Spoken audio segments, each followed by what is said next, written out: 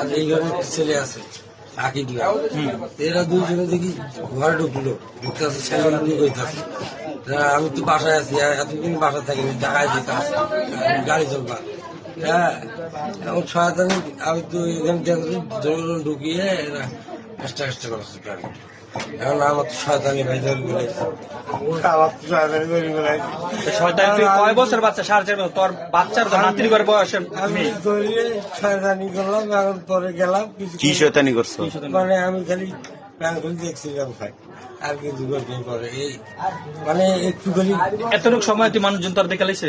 না, কিছু না করলে তো কেউ থানার ধরে নাই। কেউ জানে না, সব কেস করছে নি। তো তুই এই কাজ করলি কে লিগা? বাচ্চারা এই ধর্ষণের চেষ্টা করলি কেন?